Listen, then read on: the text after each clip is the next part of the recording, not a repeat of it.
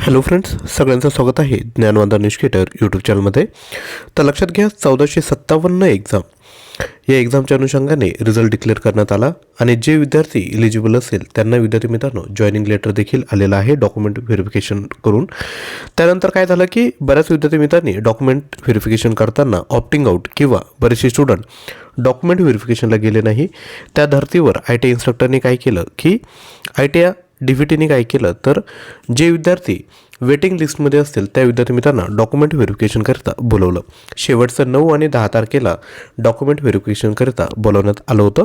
परंतु लक्षात घ्या, या दरम्यान काही विद्यार्थी यांनी मॅटमध्ये केस दाखल केले आहेत. त्यांचं म्हणणं काय आहे की जो डिप्लोमा आहे हा मिनिमम क्रायटेरिया पाहिजे. त्यांचं म्हणणं काय आहे, डिप्लोमा हा मिनिमम क्रायटेरिया पाहिजे. त्यानंतर तुम्ही भलेही डिग्री केली असेल कोणताही प्रॉब्लेम नाही, परंतु ITI त्यानंतर एक्सपिरियन्स किंवा डिप्लोमा हा त्यांचा क्रायटेरिया. आणि जी ओरिजिनल ॲडव्हर्टाईज जर बघितली तर त्या एज्युकेशन क्वालिफिकेशनमध्ये जर गेले तर पहिला पॉईंट होता शुल्ड पर्चेस. बरोबर, ITIबद्दल माहिती दिली, डिप्लोमाबद्दल माहिती दिली आणि खाली एक लाईन होती की उच्च शिक्षण धारण करणारे देखील फॉर्म भरू शकतात.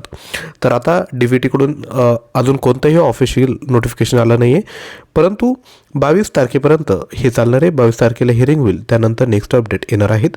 आता ज्यांना जॉईनिंग भेटली त्यांनी कंटिन्यू तर त्यांचं चालूच राहणार. फक्त आता ज्यांचे डॉक्युमेंट व्हेरिफिकेशन झाले त्यांचं जे जॉईन लेटर असेल ते फक्त आता 22 तारखेनंतर येईल.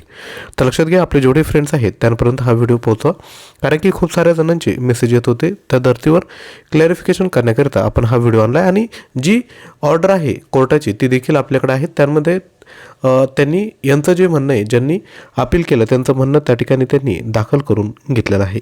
तर पुढील काही अपडेट आली तर नक्की आपल्यापर्यंत पोहोचवेल. तोपर्यंत चॅनलला सबस्क्राईब करून टाका, म्हणजे नवीन व्हिडिओचे नोटिफिकेशन आपल्याला भेटतील. थँक्यू.